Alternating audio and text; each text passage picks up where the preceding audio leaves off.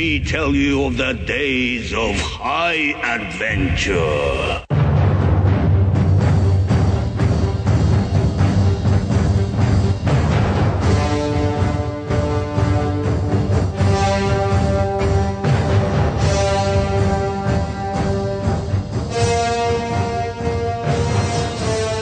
Ready? Everybody else I'll ever be. Hello, I'm John. I'm Kevin. And this is 6 Degrees of Schwarzenegger, the podcast where we take a long, hard look at some of our favorite action movies from the era of Arnold. Schwarzenegger is the icon of the genre, and we're taking a deep dive into some of these 80s and 90s cult action movies and breaking them all the way down.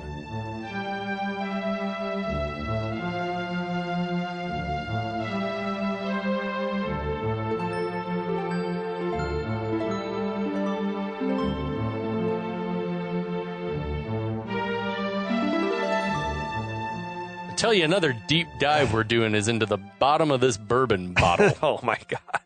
Kevin. I feel great. I don't have to work tomorrow, so. Oh, you son of a bitch. I'm all set, man. It's going to be nothing but smooth sailing Mai Tais, senoritas, and margaritas. I got some writing and editing that I need to do, but nothing serious, nothing time sensitive. Oh, nice. But anyway, we're not here to talk about our jobs. Fuck all that. We're here to talk about an addiction we have. This movie isn't even a cult. This is a movie that probably doesn't even have that much affection, but it should be watched.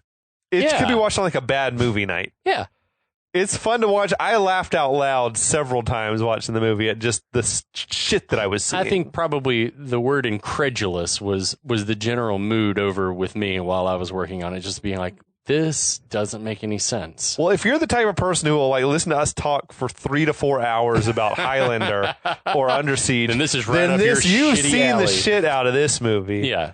This movie comes as no surprise. Yes. This movie will not shock you. This was on cable heavy rotation. I just was forbidden to watch it. Because of the religious context. I don't think it was which that. we're really going to be getting into. I think my here. mom just never took an interest, and then she was like, "What the fuck is going on this?" I can't. I don't think it was about the crucifixion. I think it was about the little girl being tortured. And then it's like, you should not be watching this. You're going to wind up, a masochist or a sadist or one of the two. Some type of shit. Yeah.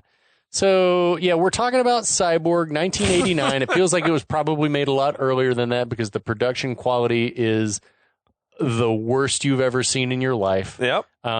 This is a blind taste test for Kevin. That's right. And we're talking about this. This will be our 4th episode in the series. I'm going to get us caught up on what's happened. A post-apocalyptic world, plague, Cyborg's got the cure. A bad guy catches the Cyborg.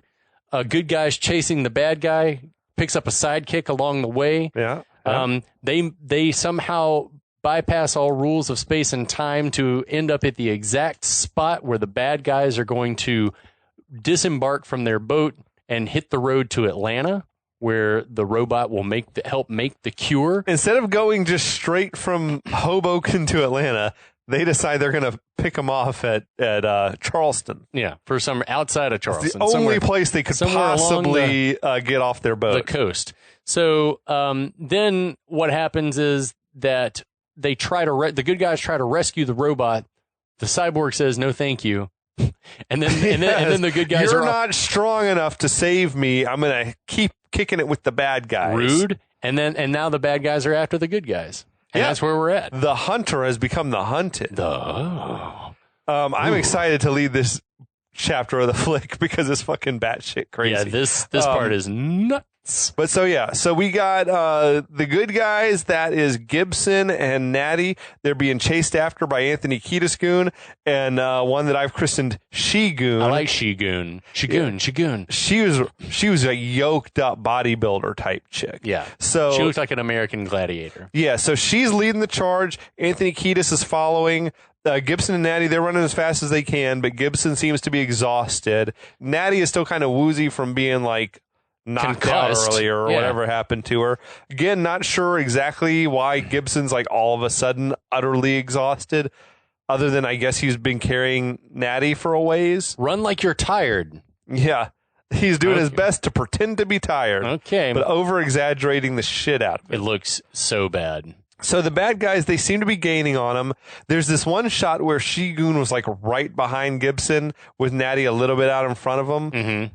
Then we see more pirates emerging from the manhole, continuing the pursuit. Gibson is like stumbling and falling in a pool of water that's like knee deep, which I feel like now there's this total lack of continuity and plausibility because they tried to cut around it. Yeah. Like when Gibson went down, you could see someone's arm waving like next to him, like they're running past him. I don't know if that was supposed to be Natty or Shigun, but maybe they're just like, well, it doesn't make any sense that like he would fall down and Shigun would just run right past him to keep after the girl. But I think that's what was supposed to happen. Maybe the conceit is, they cut around it for some reason. Either way, the way it's edited, it's all of a sudden seems like Anthony Kiedis-Goon is now out in front. Yeah. And he's the first one to catch up. I was shocked. I was like, where did you come from? He was well behind Shigun. But I think it's because they just cut around Shigun running past. He's very fast. He was trucking it. Yeah. So he comes at Gibson with his staff. Gibson defends himself with yet another knife that he's produced from upon his person. Endless supply, like a bottomless fucking Mary Poppins sack of knives that he's got throughout this movie because he keeps being out of knives. And then in the next scene, he's got a few more knives. So there's a whole lot of swinging and missing by both the guys. Anthony Kiedis-Goon presses a button and like blades all of a sudden extend out the ends of his staff, which I feel like is a thing you would have done immediately. Yeah. Not let us get to a stalemate. What have you been waiting for? So Gibson, he spins out of the way of one of Kiedis' thrusts, slashes him across the face. Meanwhile, Shigun is caught up with Natty. She comes at her. They start swinging blades at each other, and Natty just cleanly chops off Shigun's hand. Like, sweet. Impossible, though. Yeah. You would need like a broadsword or an axe or something to take someone's hand off. You don't know how you know how strong she is. And how sharp her blade. Yeah. Maybe he taught her how to sharpen a knife. Yes. While they were making the unconventional sharpening technique. So Shigun screams, stares at her bloody stump. Natty stabs her in the gut. Then I love this. Shigun whacks Natty in the face with her stump. The blood that goes flying is so it's like gruesome. Both that shit made me laugh out loud when I watched it. I was like, "What?" She hit her with this stump. That's Natty's third concussion of the movie, second in the past 20 minutes. So both women go down in a heap. Back now, we see there's more pirates. They're running towards the action. There's this one mega swole dude. He's just shedding his shirt while he's on the run. Like, what the fuck? I gotta be able to swing. It was the Greek buffed out dude. Snuffleupagus. Snuffleupagus. So now Gibson and Anthony Kiedis-Goon, they're circling each other. Gibson busts out another patented Van Damme spin kick, which is what we're here for. Gibson stands Kiedis up to kick him again. That massive swole goon shows up. He grabs Gibson and flings him to the ground. And I cannot stress how bad the fucking editing was. Yeah, this whole part, I'm like, what is happening? It was not the editor's fault. I think like they didn't have the pieces they needed. But like when Swole Goon grabs Gibson, they inserted like this half-second shot of Gibson running and then cut to Gibson being flung to the ground. And I'm like, what? Perfect. You win. Perfect. So Gibson gets up. He deploys his little boot spike. He kicks with a back heel kick, negating the use of the boot spike. He's like, shit. What if he said, fuck, I fucked that up. You fucked it up the rear. So Swolgoon catches his kick, snaps the spike off the boot. He wrestles Gibson to the ground and has him in this like leg lock sort of thing. Gibson kicks Swolgoon in the face. It's also worth mentioning that now Gibson has a big gash across his cheek. Oh, wasn't there before? It wasn't there a moment ago, and no one hit him or swiped him in the face. I'm telling you, there's a lot of weird editing stuff happening in this flick. I don't know. They must have chopped out some more action. Yeah. But Gibson kicks Swolgoon in the face, and then I guess snaps his neck, according to the closed caption. That's what it looked like. Which said, neck snaps. Oh, thank you. Yes, because they didn't really show it. They didn't have the coverage of that. You could the shot that they used kind of looked like... He crouched over him and grabbed his head. And you hit the sound effect. The sound snaps. effect was neck snapping. So now several more pirates are coming from all directions, which doesn't make any sense. They should all be coming from one direction. Like a band, like Harry Styles. like Harry Styles and Zayn. But I don't know how they've surrounded him now. But anyway, he grabs one of the pirates' knives, stabs dude in the gut, killed him instantly, which always makes me laugh when like a stab to the gut, you're just instantly dead. Well, you may as well I feel like that'd be hours, though, to die. Anyway, Gibson is quickly overwhelmed. He's laying exhausted in the sand. Pirates are all surrounding him in this circle. There's nothing to do but like writhe and spit blood. Where's Natty right now? We don't know. She's not helping him. Yeah, where the fuck has she been? I don't know. Yeah. I'm curious because she lets him spend. She's concussed. She's going to let him spend a long time on that crucifix. She was concussed with the girl. She cut the hand off and they hit each other. Yeah. She got whacked by the stump. Yeah. Once you get the one concussion, it's easier to get concussed again. Oh, like just over and over again. So Fender comes speed walking over, like from the direction of this sort of decaying skeleton of a ship that's there. But trying to speed walk in sand is awkward. Yeah. Plus, imagine doing it in chainmail and a Shakespearean madrigal shirt. Absolutely. So Fender crouches down to inspect Gibson, tells the pirates to stand him up. Then Fender just fucking wails on him for a while, like driving him in the direction of the wrecked ship. Fender is easily blocking Gibson's attacks and just beating the fucking shit out of him. But there's no real technique to the way that Fender fights. It's just, and he's getting a lot of help from the sound effects guy. Yeah, you can tell those punches are hard.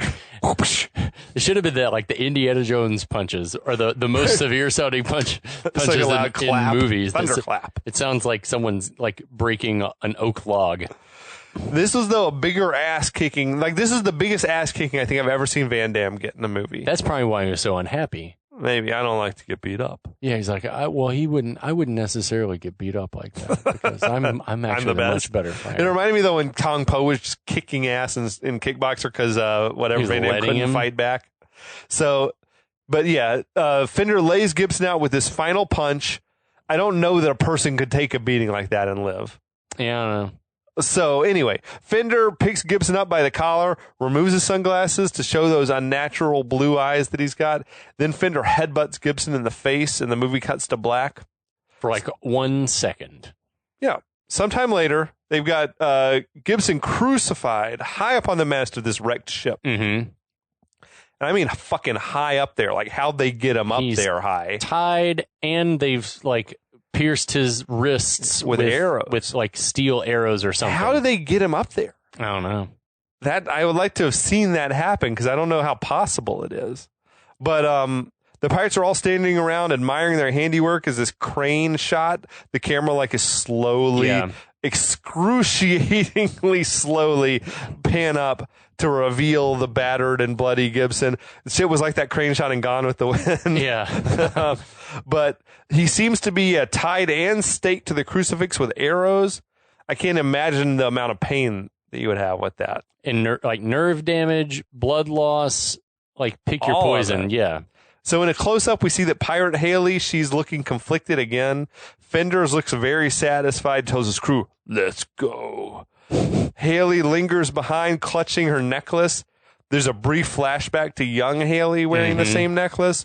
Then she and Gibson stare at each other for a fucking long time before Gibson passes out. Well, he said Gibson like mouths her name and then like swoons. Haley. Yeah, Haley. Haley. Then there's a whole lot of like slow motion walking from Haley walking away. Also, you could very clearly on the close-ups of Van Damme like see the harness that was the rig or whatever that was had him like strapped to this cross, as it were. So Fender yells out, "Haley, what's wrong with you? What's wrong with you?" She comes running. Yeah, they slow-mo walk away. Much later at sunset, Gibson's still unconscious on the makeshift cross. Why do they show a sunset and then continue to show Gibson in daylight afterwards? Well, I thought that it was like magic hour. Well, no, I thought that it was sunset, and then he started having the flashback, and then he woke up, and it was the next morning. But it was still like not dark. Well, for the same reason that, like, the next morning earlier, the moon was out. Like, and it was nighttime. The next morning, it was nighttime, Kevin. Anyway, it's gotten to be nighttime, I guess. And if you thought that you were going to get a flashback of Gibson's entire backstory again. In fact, let's string all the flashbacks we've seen together and then try to fill in some blanks. Buddy, you thought right. Yeah, double the mileage, baby. He dreams back to the time that he was first linked up with Mary, Haley, and the boy. It's that awkward scene where the kids had their heads in his lap on like night one of knowing each other. So he's got a tender way with the kids that makes Mary horny. Mm-hmm. Cut to the scene where Mary and Gibson are staying, like ask him to stay whatever at the farmhouse. Mm-hmm. Cut to the flashback of Gibson like putting his weapons away. He's going straight. Cut to the fucking. Although it's gotten even bluer. That awkward blue lit passionless necking. It got even bluer though than last time we saw it. What is happening?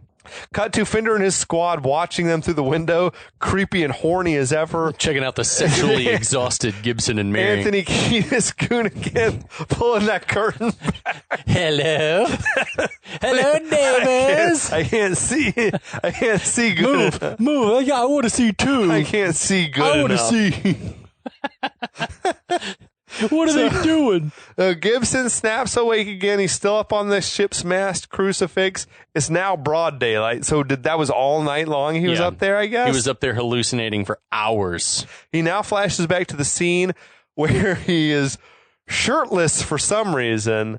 He's him. Well, because they'd been fucking the night before. Well, him, Mary, and the little boy, they're bound up and dangling at the top of the well. They're like bound in barbed wire. Mm-hmm. Just fucked up. Young Fender walks up, removes his sunglasses, and stares at Gibson. And they treated this moment like it was a big reveal, like we didn't know it was Fender until he took the glasses off. Right. But it was clearly the same dude. Like, I don't know if that was meant to be a reveal or not. And I remember thinking there was a musical cue. I remember as a kid watching this and thinking, so wait, when did the bad guy become he didn't start out a cyborg, but he became one later? I'm serious. I was like, so he started out as like a normal guy, but now he's a cyborg. And like thinking, I was like, what's happening? When none of them are cyborgs, I guess, exactly. in the end? Yeah, none of them. They're all cyborgs. I honest to God thought, I was like, so he used to be like a normal guy, but then he became he's super strong. The cyborg. Yeah. What if the movie's called Cyborg? Some cyborgs. He's a Highlander. He's a Kurgan. He's the Kurgan. He's some Kurgan.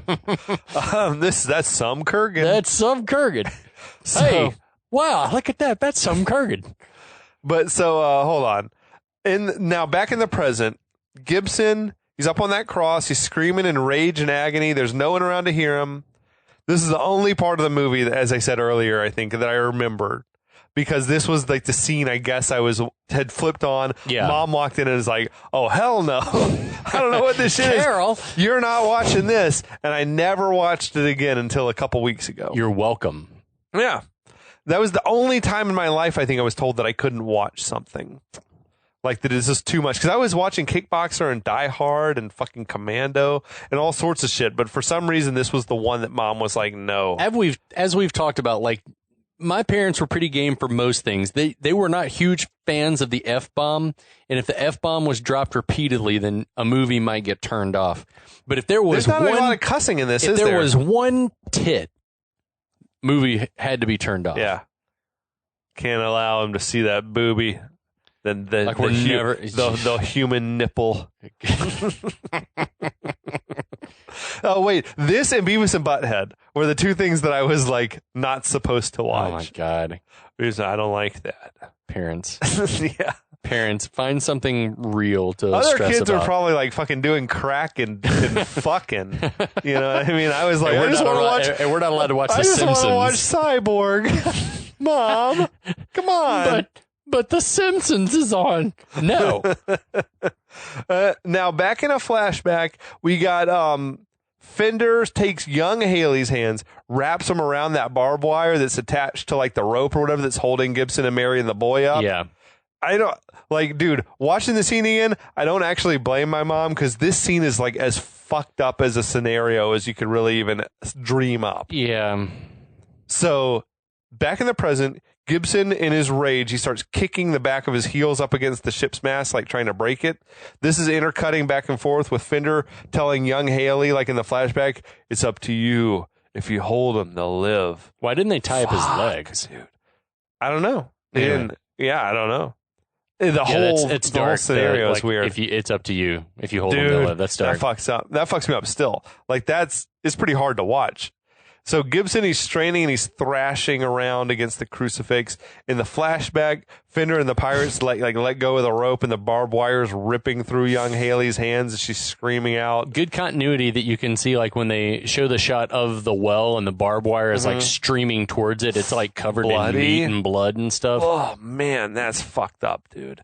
But yeah, it's horrible to watch. So Gibson, he seems to give up on his struggle up on the ship's mast. In the flashback, we see Gibson climbing up out of the well, not quite sure how he got untangled from all that barbed wire. He's, superhuman. He had to be like a fucking bloody mess, which maybe he was. But then we see that Mary and presumably the boy, I guess they died. It looked like they hit their heads or something. Or Mary, at least I could only really make out Mary. So I wondered if like did his body weight crush them? The boy, did maybe? I don't know. Anyway, they didn't make it. So Gibson drops to his knees and he yells out, Fender! Present-day Gibson regathers his strength, and with one final kick, he snaps that ship's mast, tips over. Now, although he's just stuck to the crucifix, lying on the ground. Lying face up, still tied up, still impaled. Our situation has not improved. Yeah. the silhouette, though, of Natty standing over him to free him. It's very Mad Max-ish shot, that one. Ripped off. Another major influence on this shit. Then she's like, I told you were going to need my help. Like, yeah, but where the hell have you been the last 12 hours? She was knocked out. I was up on this fucker overnight. Yeah, she's been knocked out several times in one day. So. It's lucky she woke up, I guess. Now, cut to Fender and his dwindling crew. They're hiking through this thick, overgrown forest. Fender is asking Pearl, what can we expect in Atlanta? She says it's the last of the old world. And then he says, well, it's waiting for me, Cyborg. And he's like, whatever you want. Guns, weapons, the cure if they find it, life. And he says, death. Then he predicts, you're going to betray me once we get there. She denies it. No, I know how strong you are. He says, don't look down on me. Oh, shit. Okay. It's like, damn, that insecurity came out of nowhere. Yeah, it's like my mother never loved me. Their mouth's not even close to matching up with what's being said. But yeah, it's like, again, the insecurity of Fender. Don't look down on me. It's fucking odd shit. So they come now to this rusty yet somehow still smoking shells of cars that are there. Like, why are they smoking, John? How recently were these cars on fire? Well, you never know what kind of hoodlums are running around in some place. What kind of thugs are doing things in places. Some rapscallions are like, let's bomb these cars. Let's Molotov cocktail these cars for the 900th time.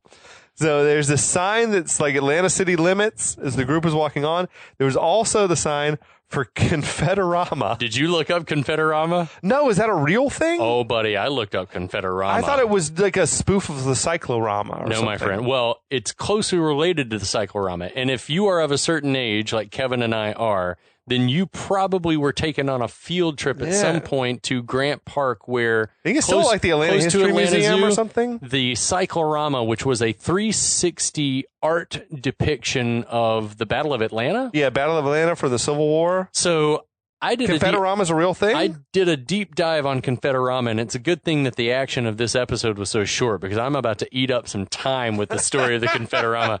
The sign says Confederama next right, so I had to look this up. It was a historical attraction originally located in Chattanooga from 1957 to 1962. Before it was moved to some place called St. Elmo, which I guess is a community in Tennessee, in 1997, and then was moved to Point Park, which is on Lookout Mountain in Chattanooga, in 2015. So it still exists? Until 2015.